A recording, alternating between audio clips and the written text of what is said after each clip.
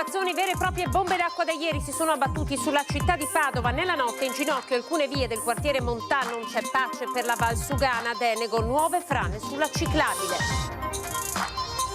A Vigonza bruciate le auto del capo ufficio tecnico del comune, la pista del dolo sembra certa, il sindaco ha presentato un esposto in procura.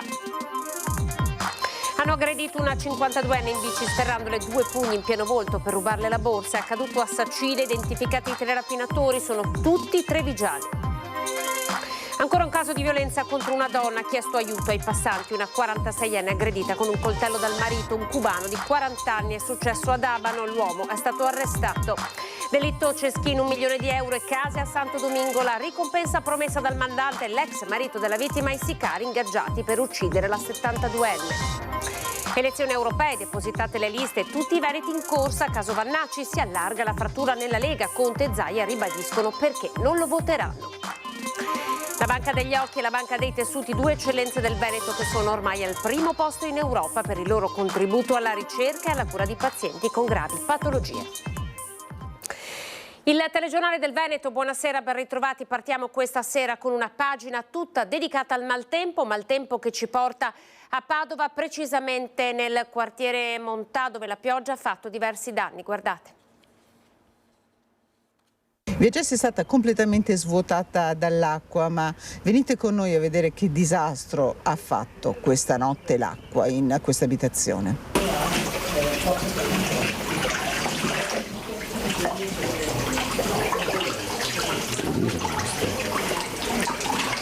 È un disastro in quanto fino alle 3 di mattina io mi ero alzato per vedere, perché comunque c'era una pioggia di una certa intensità ed era tutto a posto. Poi a un certo punto evidentemente gli scarichi della strada, quindi tutta la rete idrica è andata in tilt. Io ho il sistema di pompe per quanto riguarda la mia abitazione, ma nel momento in cui il sistema idrico va in tilt e quindi l'acqua mi entra dalla strada, chiaramente il mio sistema non è sufficiente a smaltire l'acqua del quartiere e quindi come una cascata nell'arco di 10 minuti è entrato 1,60 m d'acqua in tutto il seminterrato. Quindi tutto da buttare via? Distruggendo tutto, perché la prima parte è garage, la seconda parte è taverna, quindi vivibile, ed è tutto da buttare via. Una storia che si ripete in Via Gessi, racconta Raffaele Mazzuccato, che 10 anni fa aveva subito lo stesso allagamento a causa del mancato funzionamento di alcune idrovore. Salvo per miracolo anche il cane di famiglia, Gheo, che Raffaele Mazzuccato ha portato fuori a braccio quando l'acqua gli era già arrivata al collo. Da qui ci spostiamo in Via Carinaldini. Queste foto raccontano cos'era questa strada chiusa alle 7 di mattino, un torrente. Così se l'è trovato a risveglio Stefano Sorgato, che vive 2 civici più avanti. Quando ci siamo svegliati questa mattina era tutto completamente sommerso dall'acqua. Qui era completamente pieno e l'acqua mi arrivava circa fino a qui, uscendo qua in strada. E perciò è arrivata fino dentro e mi è arrivata dentro in casa, lì nella palestra sotto, nel garage, e mi hanno passato un paio d'ore fino adesso per cercare di liberare, svuotare l'acqua e asciugare, cercare di recuperare quello che si recupera. Allagamenti limitati a questa zona della città. A Padova sono stati interessati anche alcuni sottopassi. Per queste famiglie che adesso iniziano la conta dei danni, l'amarezza è tanta. Noi abbiamo chiamato i vigili del fuoco, sono stati assolutamente veloci, tempestivi ed efficienti. È venuta una squadra, mi pare si chiami Uscita 3, mi pare sia, che non finirò mai di ringraziare per solerzia. Per contro devo dire che a fronte di chiamate alla protezione civile chiedendo se come alternativa poteva esserci questa squadra di intervento, con tutto il rispetto ai corpi volontari che fanno un'opera meritoria, ci hanno detto che la protezione civile apre alle 7. Il problema è successo alle 4. Maltempo, non c'è pace per la Valsugana, la situazione già fragile è stata di fatto aggravata, una nuova frana è piombata sulla pista ciclopedonale, siamo a Denego, una tragedia sfiorata di fatto perché nonostante l'ordinanza di chiusura erano da poco passati dei ciclisti. Ora l'obiettivo del comune di Denego è quello di riaprire la ciclabile il prima possibile, mettendo però assolutamente in sicurezza la parete, opera che potrebbe costare al comune circa 300.000 euro. Siamo a Vigonza, di nuovo nel Padovano, dove sono state bruciate le auto del capo ufficio tecnico del comune. La pista del dolo sembra certa, il sindaco ha già presentato un esposto in procura. Nel vialetto del giardino dell'abitazione di via Rigato le carcasse annerite delle 2 auto, quel che resta dell'atto vandalico che ha preso di mira il capo ufficio tecnico del comune di Vigonza, Enzo Ferrara. Le fiamme sono divampate alle 3 di notte del 1° maggio e hanno distrutto le vetture del dipendente comunale e della moglie. I carabinieri e i vigili del fuoco hanno delimitato l'area dell'incendio. Quasi sicuramente un atto doloso, sembra sia stato utilizzato del liquido infiammabile per bruciare le auto. Il sindaco di Vigonza, Gianmaria Boscaro, questa mattina ha presentato un esposto in procura. È un atto gravissimo e ho depositato un esposto proprio a tutela dell'ufficio, della struttura comunale e in particolar modo del capo ufficio tecnico per portare a conoscenza della procura appunto gli ultimi eventi, dopo che avevamo già fatto un esposto a febbraio perché il capo ufficio tecnico era stato oggetto di minacce, di atti persecutori e quindi la situazione ora però è precipitata e non possiamo accettare assolutamente una situazione del genere sul nostro territorio. Non è la prima volta che il capotecnico viene preso di mira. Nelle scorse settimane aveva ricevuto anche esplicite minacce da parte di alcune persone. Ora le indagini dei carabinieri dovranno accertare se ci sia un collegamento tra i 2 fatti. Su questo ci sono le indagini in corso e mi permettete anche di ringraziare l'Arma dei Carabinieri con cui siamo a stretto contatto e che fin da subito si sono mossi per individuare i responsabili e stanno vagliando delle piste investigative con anche degli elementi probatori forniti anche dal comune ma anche da altri residenti per cercare di individuare i colpevoli in maniera certa. Le fiamme hanno provocato anche danni all'abitazione. È scosso anche se ha un carattere molto forte e quindi ha deciso anche oggi di essere in servizio proprio per non piegarsi davanti a queste minacce. A Sacile ora hanno aggredito una 52enne in bici sferrandole 2 pugni in pieno volto per rubarle la borsa. È accaduto dunque a Sacile. Sono stati identificati però i 3 rapinatori e sono tutti e 3 trevigiani. Sono stati identificati 3 rapinatori che il 27 ottobre 2023 a Sacile hanno aggredito e picchiato una badante ucraina di 52 anni per portarle via la borsa. A finire nei guai un 35enne di Gaiarina agli arresti domiciliari con braccialetto elettronico alla guida dell'auto, un 53enne di Fara di Soligo con precedenti di polizia per reati simili, considerato l'autore materiale della tentata rapina e delle lesioni, arrestato e portato nel carcere di Treviso, ed infine un 50enne di Vittorio Veneto che sedeva sui sedili posteriori della vettura, deferito in stato di libertà. I carabinieri dell'aliquota operativa di Sacile sono arrivati a loro grazie alle testimonianze di persone che hanno assistito all'episodio e alla visione delle immagini delle telecamere di videosorveglianza della zona che hanno ripreso l'auto, una Seat Ibiza blu, con la quale la banda ha raggiunto Sacile. I malviventi a bordo della macchina quel giorno hanno girato a lungo alla ricerca delle vittime. La prima donna ad essere addocchiata è stata una giovane in sella alla bici che, per sua fortuna, ha svoltato in viale Lacchin nelle vicinanze del comando dei carabinieri. La banda ha quindi desistito ed ha proseguito. Arrivata nei pressi del sottopasso ferroviario, ha notato la badante 52enne che camminava tenendo la bici a mano. Uno dei malviventi è sceso dalla macchina con un cappellino in testa per non essere identificato e ha colto di sorpresa la donna. Dopo averla colpita 2 volte al volto facendole cadere gli occhiali, ha tentato di portarle via la borsa, ma lei ha resistito. Il rapinatore è quindi risalito in auto fuggendo. Tutti e 3 ora sono indagati per concorso in tentata rapina e concorso in lesioni, con l'aggravante di aver commesso il fatto con travisamento. Ancora violenza ai danni di una donna, un uomo ha litigato con la compagna e l'ha ferita con un coltello. Ancora un caso di violenza contro una donna. Ha chiesto aiuto ai passanti una 46enne che era stata vittima della violenza del marito, un cittadino cubano di 40 anni. È successo martedì sera ad Abano Terme, nel Padovano, dove sono intervenuti i carabinieri per soccorrere una donna che era stata colpita in testa e alle braccia con un coltello da cucina con una lama di 25 centimetri. La lite tra la coppia era scoppiata in casa per futili motivi. La vittima è riuscita a scappare in strada, dove è stata soccorsa dal personale del 118 e portata poi in pronto soccorso, dove è stata giudicata guaribile in 20 giorni, mentre gli uomini dell'Arma entravano nell'appartamento e riuscivano a fermare l'aggressore. L'uomo è stato trattenuto in camera di sicurezza al comando compagnia carabinieri di Abano Terme in attesa del processo per direttissima, mentre il coltello usato per commettere il reato è stato sequestrato e posto a disposizione dell'autorità giudiziaria competente. A Conegliano ora nella Marca per parlare del delitto di Margherita Ceschin. 1 milione di euro e case a Santo Domingo è la ricompensa promessa dal mandante, l'ex marito della vittima Enzo Lorenzon, ai sicari ingaggiati per uccidere la donna.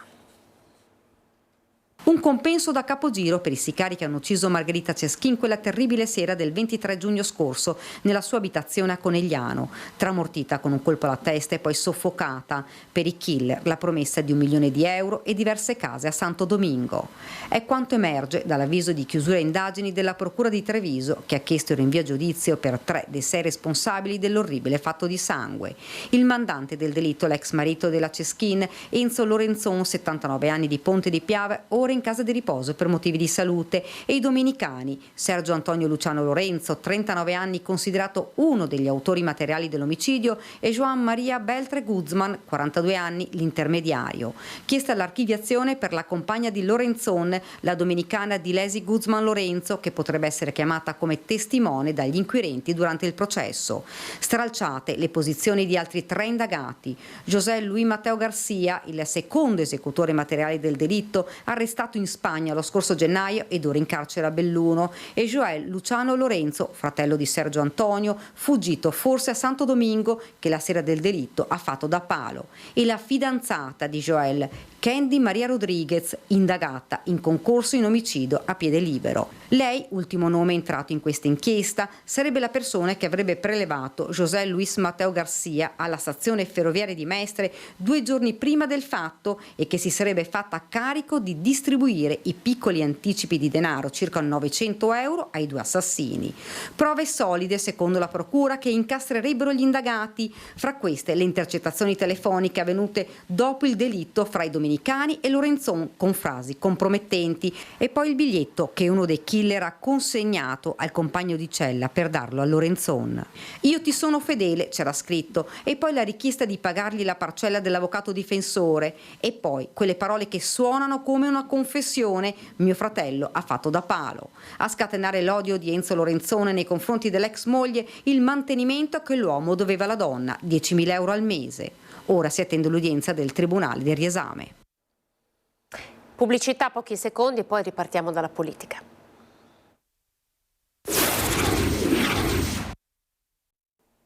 TG del Veneto, ben ritrovati. Partiamo dalle liste chiuse per le europee. Nonostante la posizione in fondo alla lista dei candidati della Lega nella circoscrizione del Nord-Est, la scelta di candidare il generale Vannacci spacca la Liga. Il governatore Zaia dice: voterò un Veneto. Sentite anche che cosa dice il sindaco di Treviso, Mario Conte. Dalle parole sui disabili a quelle su Mussolini, la candidatura del generale Vannacci, voluta da Salvini, continua a spaccare la Lega, soprattutto in Veneto, che non ha mai digerito i candidati calati dall'alto, estranei alla storia della Liga, della quale non sembrano condividere alcun valore. Anche in via Bellerio devono aver annusato l'aria, visto che Vannacci nella circoscrizione nord-est non è capolista, ma in fondo ai nomi in lizza per Bruxelles. Il presidente del Veneto Zaia prende le distanze. Posso dire che alcune dichiarazioni che sono state fatte non le condivido rispetto al tema delle classi separate per i disabili, piuttosto che il tema del Mussolini statista, ma mi fermo qui. E a chi gli chiede se lo voterà risponde così: io i miei candidati, fra l'altro mi sentirei come un peccatore a votare qualcuno che non sia veneto, per cui io scelgo i veneti. Sulla stessa linea il sindaco di Treviso Conte, che a margine della presentazione del festival Robe d'Amati, elogiando l'attività della cooperativa Solco, da anni impegnata a sostenere persone con situazioni di disagio psichico,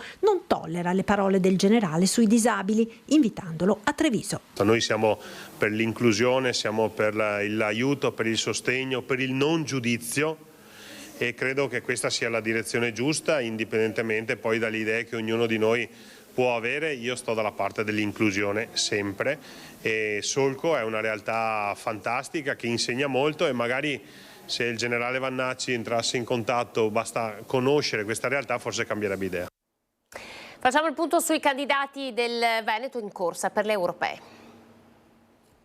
Con l'annuncio di Giorgia Meloni, a seguire in ordine di tempo quello di Carlo Calenda, sono 4 i big capolista in tutte le circoscrizioni d'Italia.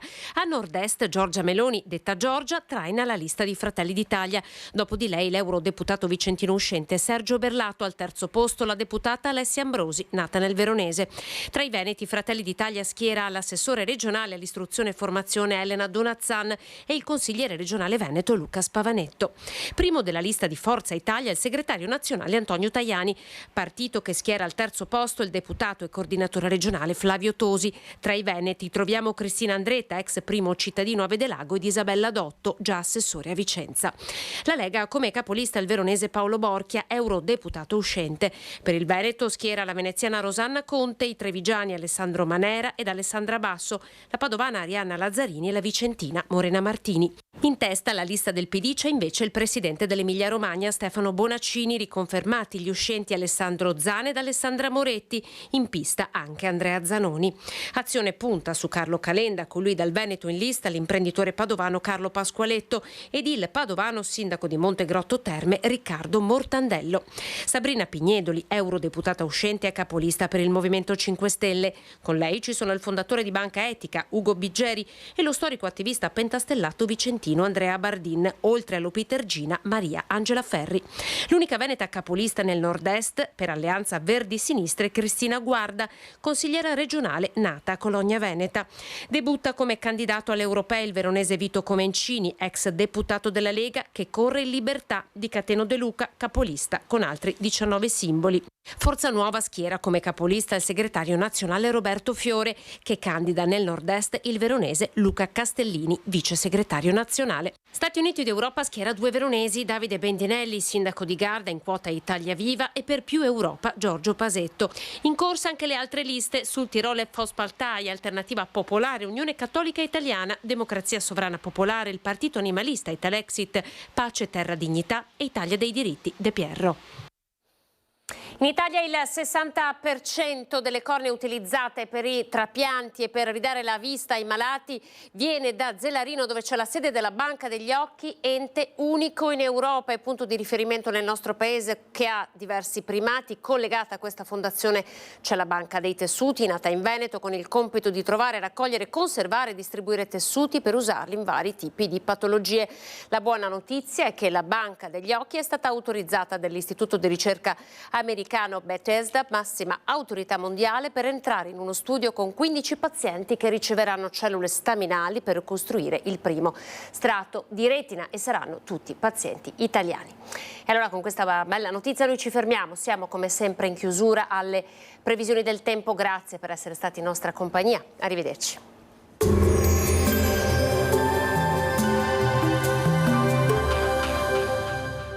Cooperativa Agricola Volpago offre carni fresche e selezionate di prima qualità, senza uso di antibiotici, direttamente dagli allevamenti locali dei nostri soci allevatori. Bentrovati al meteo. La perturbazione scivola progressivamente verso i Balcani. Venerdì 3 maggio, tuttavia, il tempo sarà ancora instabile. Vediamo il dettaglio. Sul Veneto avremo molte nubi con precipitazioni dapprima sparse, poi via via più diffuse un po' ovunque. Fenomeni intermittenti nel corso della giornata. Neve sui 1500-1800 metri sulle Dolomiti, dai 1800-2100 metri sulle Prealpi. Temperature stazionarie, minime tra 7 e 11 gradi, massime tra 14 e 18 gradi. Spostiamoci ora sul Friuli Venezia Giulia. Anche in questo caso cielo coperto, avremo piogge ovunque, in genere deboli, localmente moderate. Quota neve tra 1600 e 1800 metri. Temperature minime tra 10 e 11 gradi, massime sui 14-15 gradi. Infine diamo uno sguardo alla situazione del Trentino Alto Adige, dove sarà irregolarmente nuvoloso con rovesci sparsi, come ci indica la grafica. Temperature minime sui 9-10 gradi, massime sui 17-18 gradi all'incirca. Dal meteo di Antenna 3 per ora è tutto, grazie per l'attenzione. Arrivederci.